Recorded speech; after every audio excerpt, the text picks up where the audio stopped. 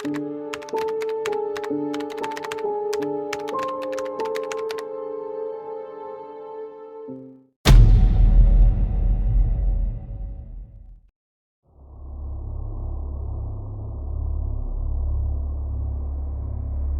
आल्यावर तात्या आणि मिलिंद यांनी तो शकीचा विषय कटाक्षाने टाळला होता, पण मिलिंदच्या मनातून तो हलणं शक्यच नव्हतं. जेवण खावण झाल्यावर तो जसा वर जायला निघाला तशी त्याला थोडीशी का होईना पण अस्वस्थता वाटायला लागली. त्याने काल ऐकलेला आवाज जागेपणीचाच असेल, स्वप्नातला किंवा भासात्मक नसेल. तर या प्रकरणाला एकदम एक नवीन कलाटणी मिळत होती. असल्या अनुभवात सहभागी होणं कोणासच आवडत नाही. त्यात मिलिंद एका दुखण्यातून गेलेला. त्याला तर हे अजिबात नको होतं, पण त्याच्या इच्छा अनिच्छांचा प्रश्न होता कुठे? व्हायचं ते होणारच होतं. झोप लागेल का नाही याचीच त्याला काळजी होती. रात्र निरपेक्ष होती. काळा रंग निर्विकार होता, पण अस्वस्थ मन त्याला एक रहस्यमय गूढ अर्थ देत होतं. मन भरकटत नाही त्या दिशांना जात होतं, पण त्याला मार्गावर खेचून आणायला मुळात कशाचा तरी आधार हवा होता. तोच इथे नव्हता. शेवटी एका प्रकारच्या असहाय्यतेने त्याने तो प्रयत्न सोडून दिला. मनाला विचारांच्या प्रवाहावर मोकाट सोडलं. त्याविरुद्ध झगडणं हेच कष्टाचं होतं. त्यापेक्षा प्रवाहाबरोबर वाहत जाणं खरोखर सुखाचं होतं. पण हा पुढे कसला आवाज होता? धबधब्याचा? नाही, रडण्याचा.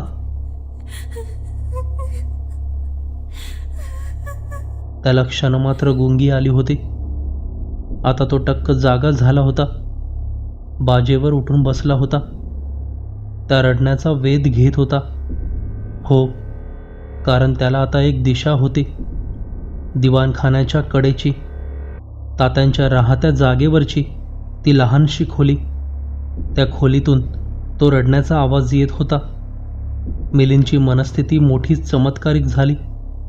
तात्यांनी जे काही सांगितलं होतं त्याचा मनावर परिणाम तर अशक्य झाला होता. काही वर्षांपूर्वी मरण पावलेली मुलगी, कल्पना जीवाला गोठवून टाकणारी होती. पण तरीही काही केल्या त्याचं मन भीतीचा उच्च बिंदू गाठू शकत नव्हतं. त्या आर्त शोकात एक असहाय्यता होती, एक विफलता होती, जी काळजाला जाऊन भिडत होती. करुणा आणि भीती दोन्हीही भावना परस्परांना छेद देणाऱ्या होत्या. करुणा दुर्बळांची वाटते, अगतिकांची वाटते. त्यांची भीती कशी वाटेल?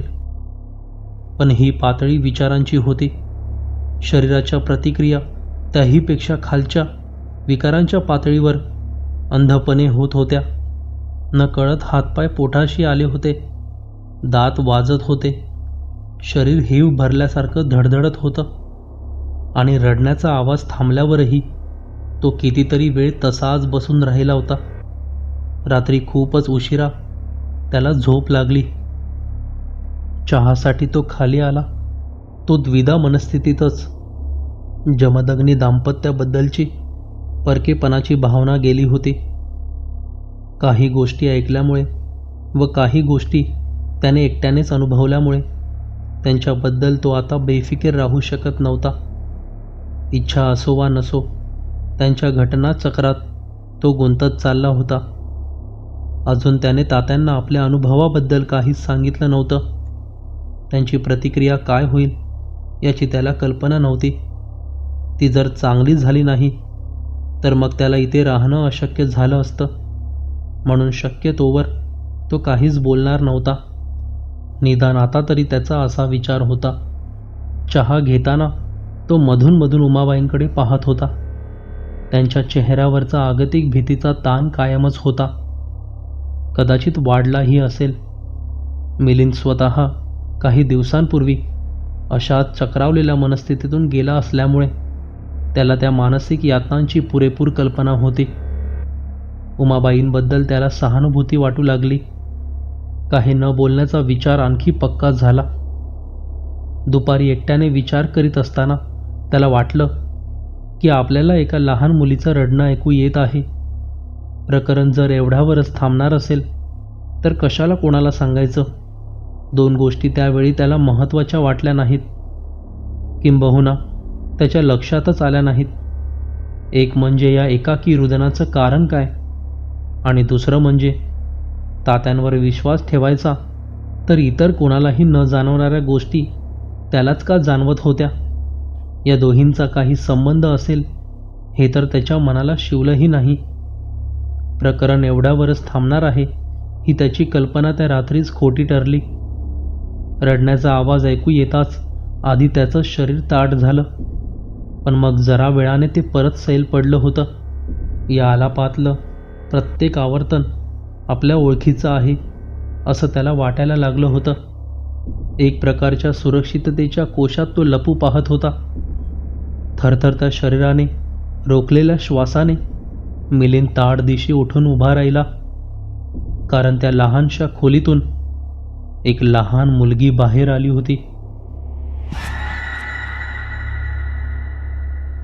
क्षणभर मिलिंदच्या छातीचे ठोकेच बंद पडले आणि मग छाती दुप्पट जोराने उडू लागली.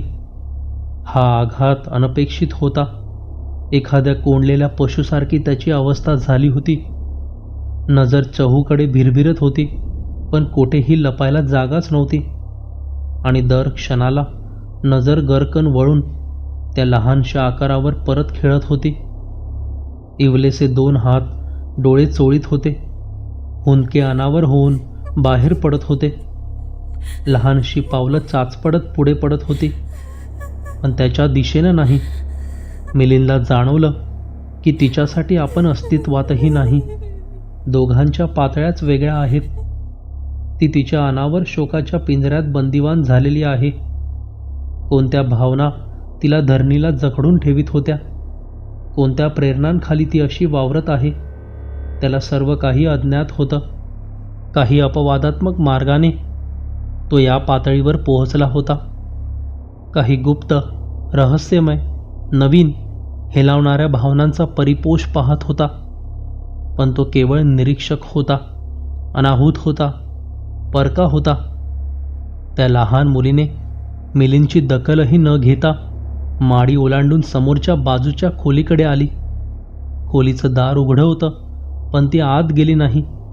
दारापाशीच उभी राहिली आणि मग जणू समोरचं दारच बंद आहे अशा आविर्भावात त्या दारावर बुक्क्या मारीत उभी राहिली. ती रडत होती, दाराला धक्के देत होती.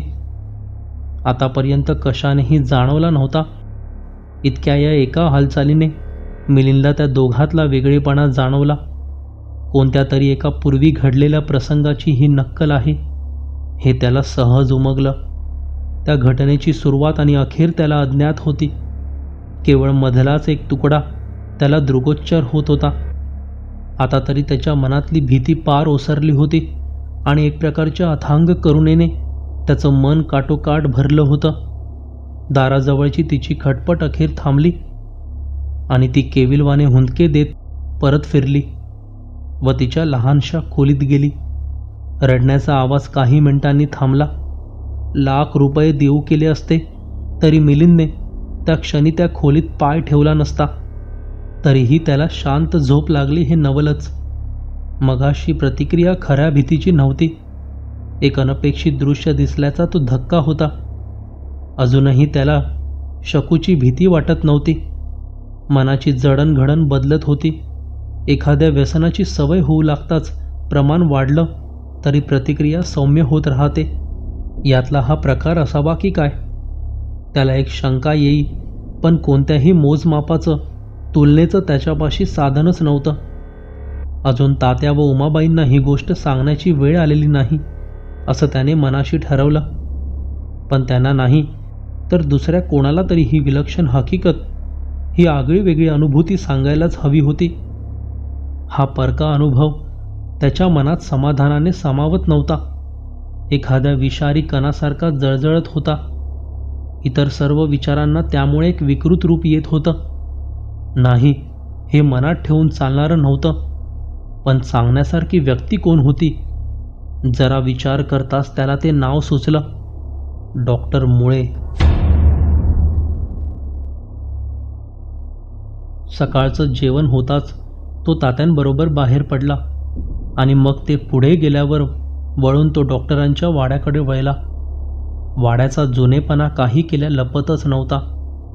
मोठ्या दारातून आत गेल्यावर डावीकडच्या पडवीत पार्टिशन लावून बाकं टाकून डॉक्टरांनी डिस्पेन्सरी बनवली होती. ते स्वतःच उठून औषध बनवून देत होते. 5 ते 6 पेशंट होते. मिलिंद आत येताच डॉक्टरांनी क्षणभर नवलाने त्यांच्याकडे पाहिलं. त्याला ओळखताच त्याचा चेहरा निवळला. तुम्ही जमदग्नींकडे राहता, नाही का? काही निरोप वगैरे आहे का तात्यांचा? डॉक्टरांनी मिलिंदला विचारले. डॉक्टरांची पेशंटना हाताळण्याची पद्धत जुनी व घरगुती होती, पण सर्वजण डॉक्टरांशी एक प्रकारच्या विश्वासाने बोलत होते. तो डॉक्टरांचं काम होईपर्यंत तिथेच थांबला. तुमचं नाव जोग, नाही का? दवाखाना रिकामा होताच डॉक्टरांनी त्याला विचारलं. हां, सांगा काय काम काढलं आहे ते? डॉक्टरांच्या लालबुंद गुबगुबीत चेहऱ्यातले काळेभोर डोळे त्याच्याकडे रोखून पाहत होते, पण त्यांच्यात एक मैत्रीची समज असल्याची भावना होती. अडखळत मिलिंदने आपले सर्व अनुभव त्यांना सांगितले. काही क्षण गप्प बसून मग डॉक्टर म्हणाले, पण यासाठी माझ्याकडे कशाला आलात तुम्ही मिलिंद? त्यावर मिलिंद डॉक्टरांना म्हणाला, हा काय प्रकार आहे? ते घर खरोखरच झपाटलेलं आहे का माझ्यातच काहीतरी दोष निर्माण झाला आहे? कोणाला तरी सांगितल्याखेरीज राहावेनाच. मग मिलिंद जरासा हसला आणि म्हणाला, अर्थात इतर हजारो माणसं आहेतच की सांगायला, असं तुम्ही म्हणाल. बरोबर आहे तुमचं. तुमच्याकडे मुद्दाम आलो. 2 कारणांसाठी आलो. एक म्हणजे तुम्हाला या जमदग्नी कुटुंबाचा सर्व इतिहास माहिती असणार, तेव्हा तुम्ही जुन्या घटनांवर काही प्रकाश टाकू शकाल. आणि दुसरं काय? मिलिंद गप्प बसताच डॉक्टर म्हणाले, दुसरं म्हणजे तुम्ही डॉक्टर आहात. मागे एकदा माझी प्रकृती बिघडली होती, बरी अशी झाली नाहीच.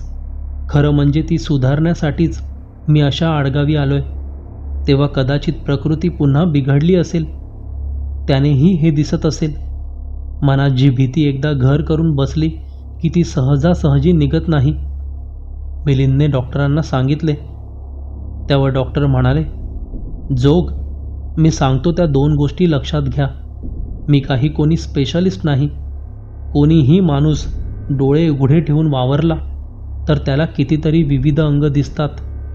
ते असो, एक असं पहा की तुमचं आजवरचं आयुष्य शहरात गेलेलं, खेडेगावाच्या संथ आरामशीर आयुष्याची, वेगळ्या वातावरणाची तुम्हाला सवय नाही.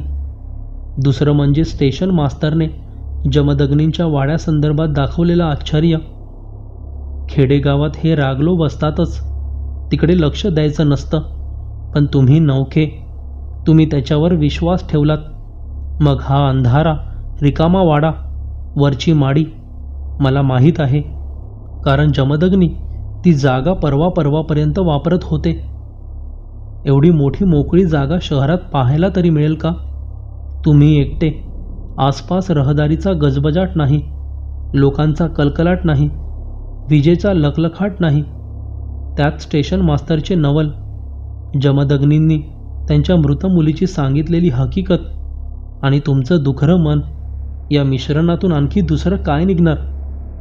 तुम्हाला भास होत आहेत, डॉक्टरांनी मिलिंदला सांगितलं.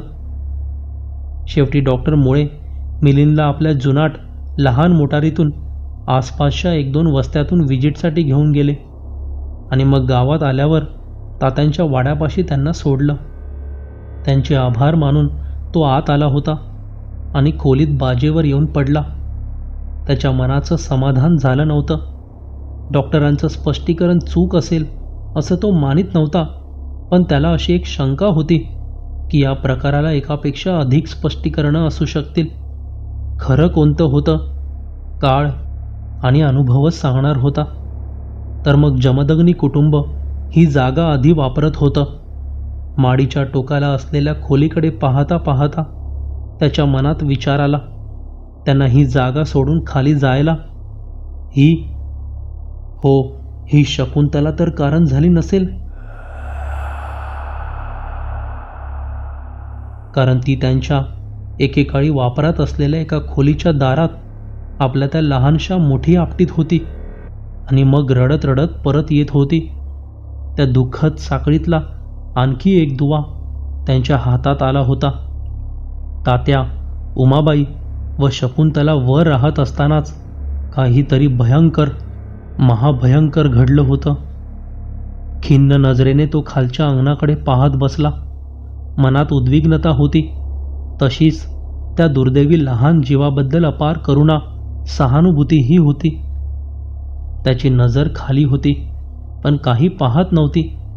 तरीही मध्येच काहीतरी बदल झाल्याचं त्याला जाणवलं. आरशातलं प्रतिबिंब आरसा हलतात जसं हलावं तसंच काहीतरी डोळ्यांची एकदा उघडझाप करून त्याने खाली पाहिलं आणि त्याचं शरीर एकदम ताठ झालं, कारण अंगणात शकुंतला होती. विहिरीपाशी पाण्याची भरलेली बादली होती. त्यातले पाणी एका लहान कपाने घेऊन ती समोरच्या भिंतीलगतच्या एका लहानशा वाफ्यात ओतत होती. तिने त्या मातीत काहीतरी बी बियाणं लावलं असेल. आता ती आपल्या उद्योगात मग्न होती आणि कसं तरी त्याला जाणवलं की ती सुखात आहे. त्याच्या छातीवरचं खूप मोठं ओझं या क्षणी जरा हलकं झालं.